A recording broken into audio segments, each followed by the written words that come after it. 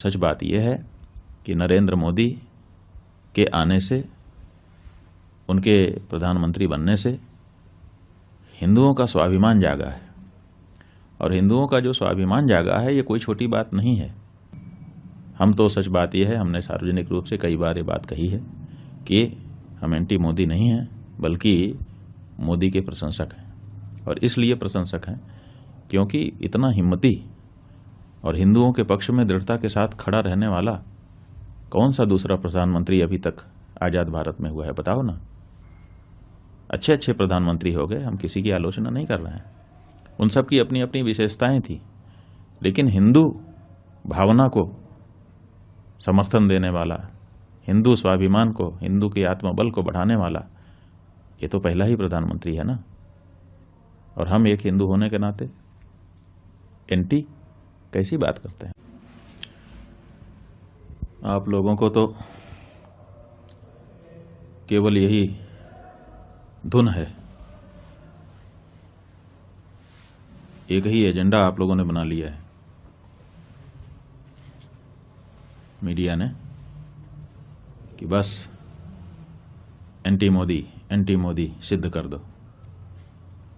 आप ये बताइए कि जब इन्हीं प्रधानमंत्री के द्वारा, इन्हीं के गृह मंत्री के द्वारा धारा 370 समाप्त की गई, क्या उसका स्वागत हमने नहीं किया? नागरिकता कानून लाया गया, क्या उसके बारे में हम लोगों ने अच्छा नहीं कहा?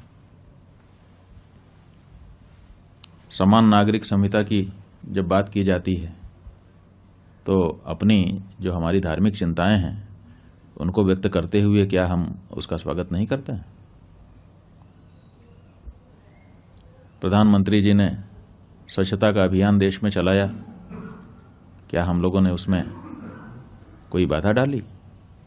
क्या उसकी सार्वजनिक प्रशंसा नहीं की गई?